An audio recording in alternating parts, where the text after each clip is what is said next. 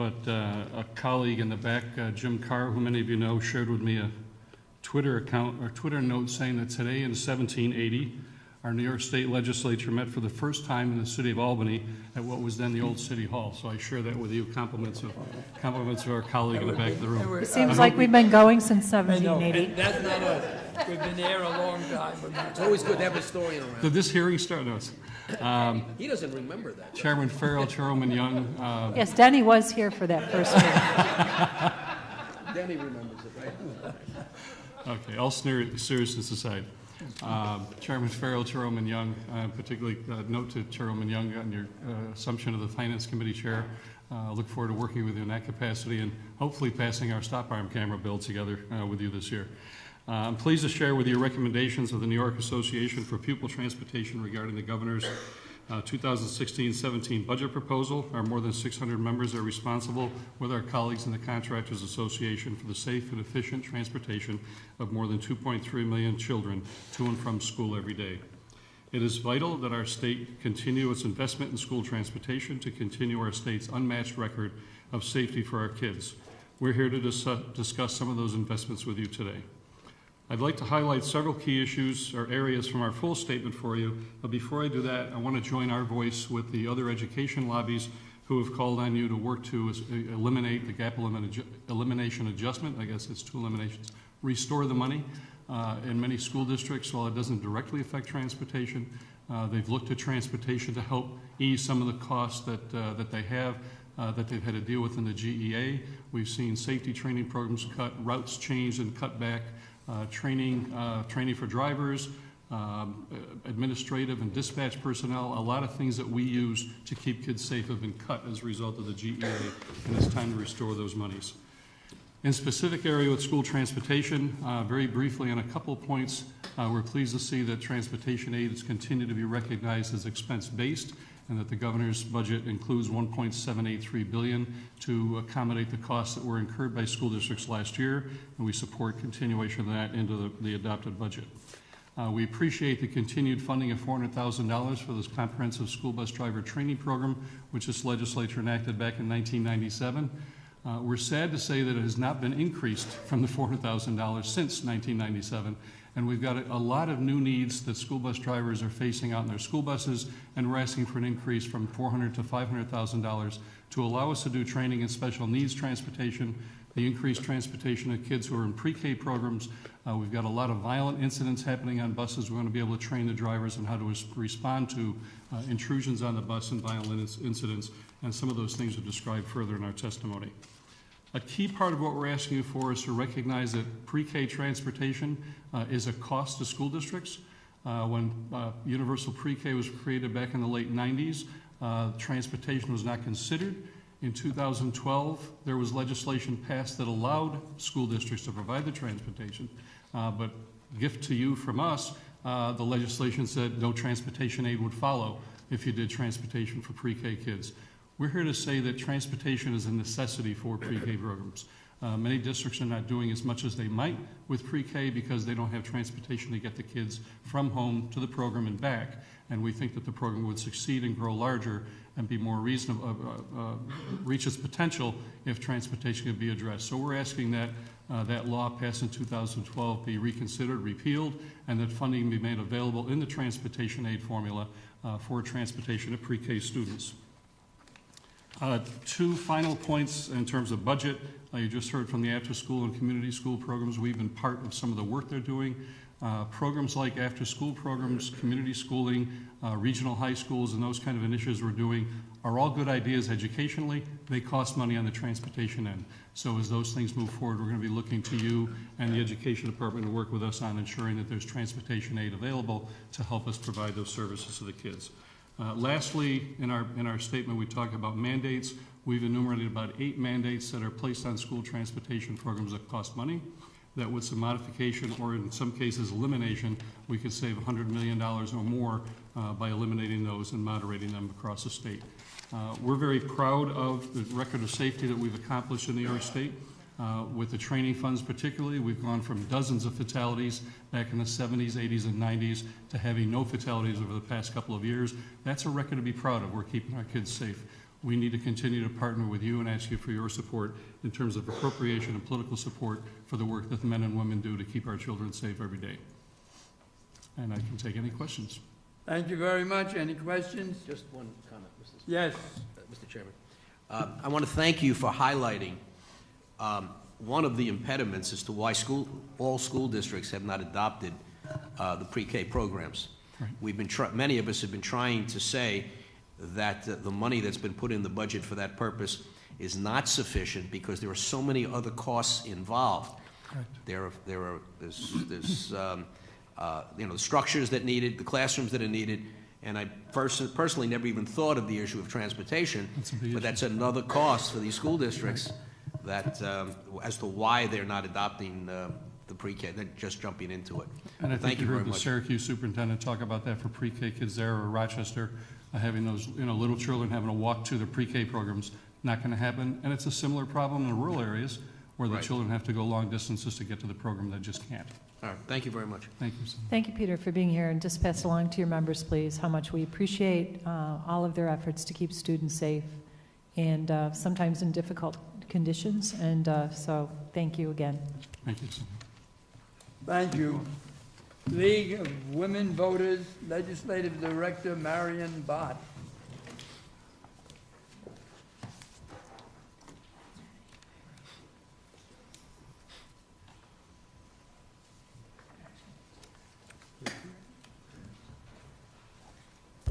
Good evening, Chairman Farrell. I am actually not our legislative director. That's Barbara Bartoletti, who's not here this evening. Oh, I see. Okay. It's okay. I am our education finance specialist, and thank you very much. I have to say, I feel as though the ghost of John Flanagan is in the room, because a year ago at about this hour, when we were, again, at the end of the testimony list, I started talking about the education tax credit and our objections to it, et cetera.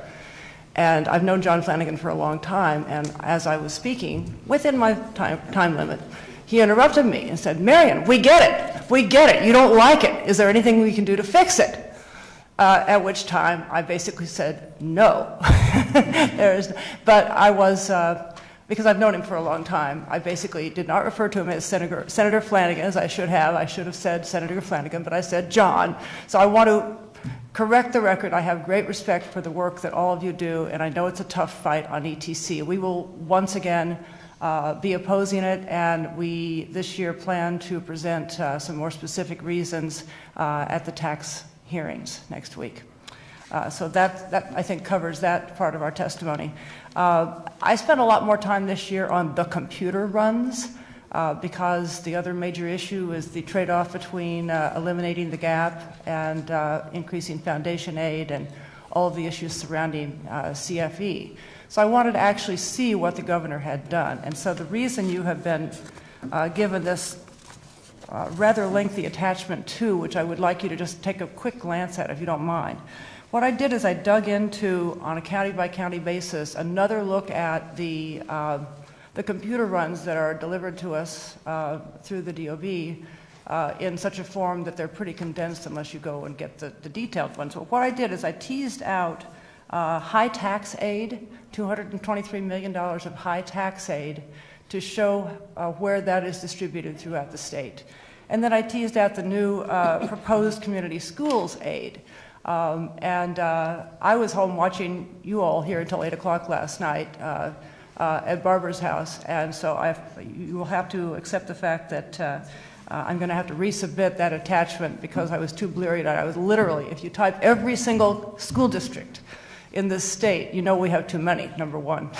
Number two, these small, rather inadequate amounts to proposed community schools throughout the state look more like an attempt to balance shares because the high tax aid is going disproportionately, of course, to Suffolk and Nassau and Westchester, whereas the community schools aid, basically in addition to the struggling schools, what the governor's budget appears to do is to take a wide swath of high needs schools and scatter some money at them based on a new formula. I worked in community schools. In fact, I was working in New York City public schools as a tutor and a volunteer for about 12 years through the New York Junior League. I think it's fair to say that to do it right, it takes a long time. You have to have solid partnerships. You certainly can't just appropriate $17,000 and expect something miraculous to happen. It has to come from a solid partner.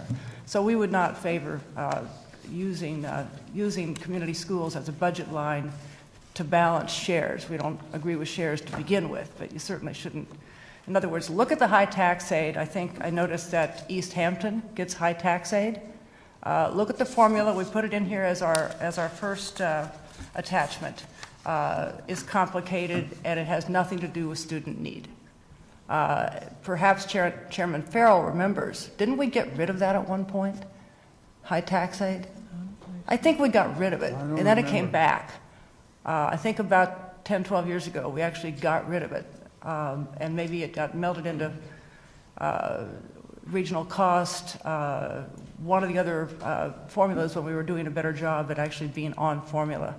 I'm sorry to see that it's $223 million, which could probably be used more efficiently because there are a lot of hold harmless districts in it, as you can see.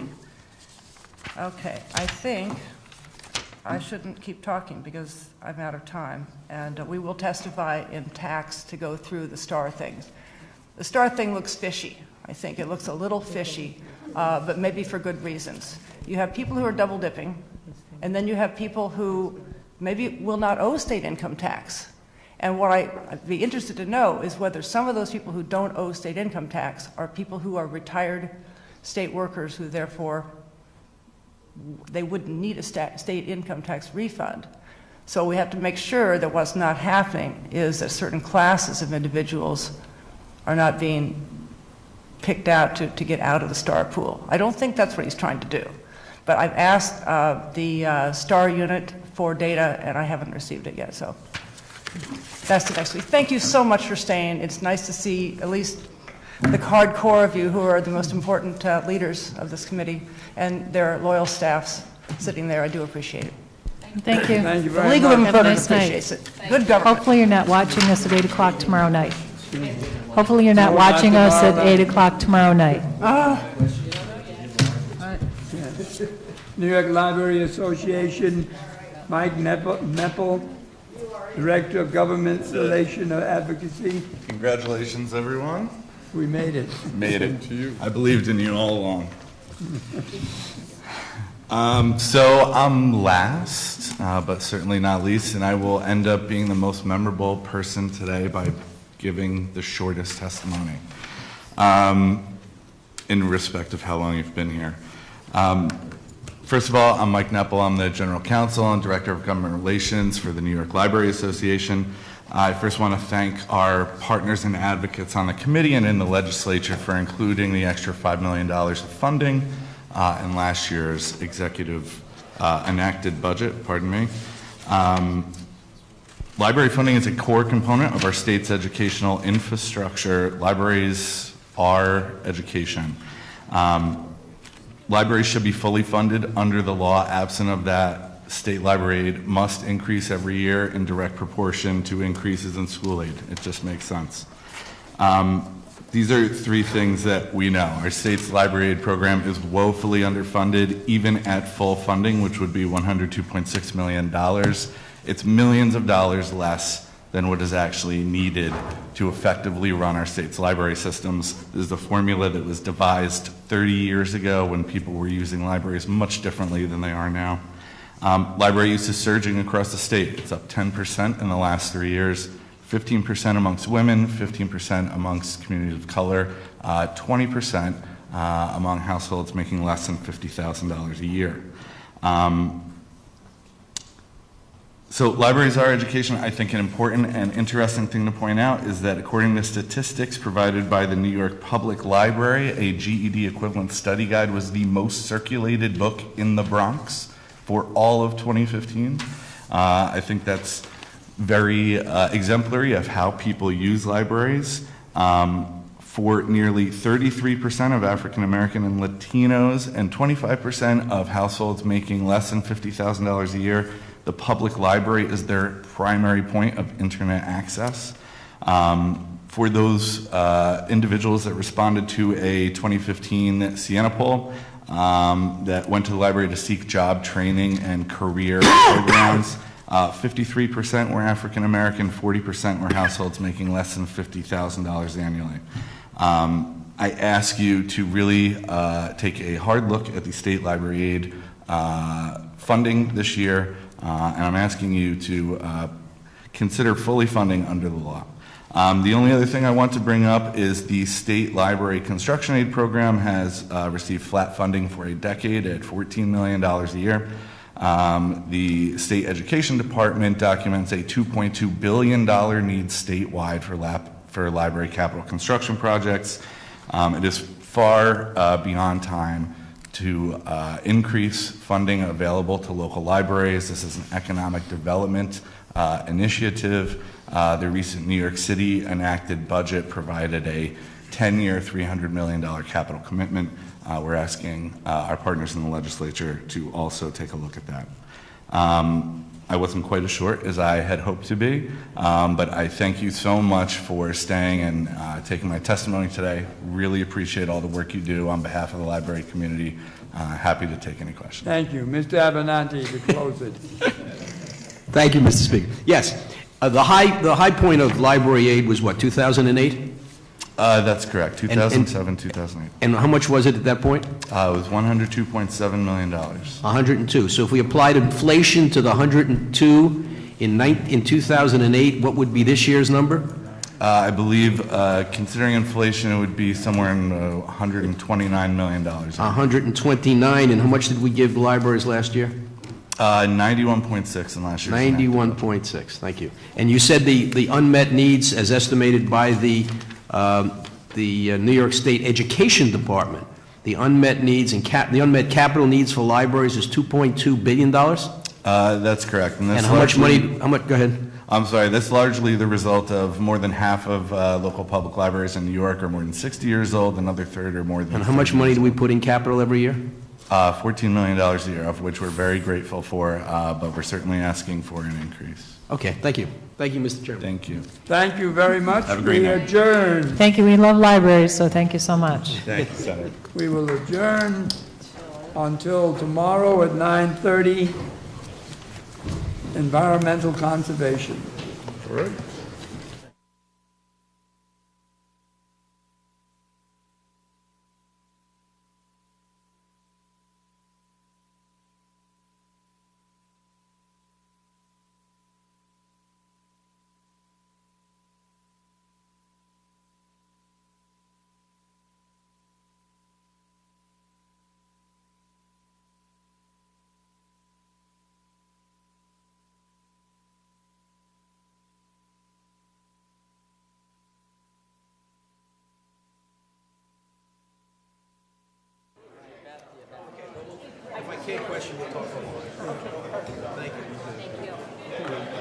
How you are?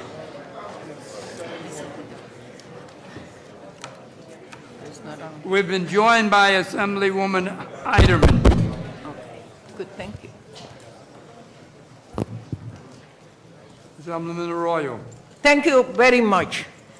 I'm going to stand up because I want to see clearly all my colleagues here. Commissioner, I'm so proud of you. Listening to you is a learning process that doesn't stop. Congratulations, and thank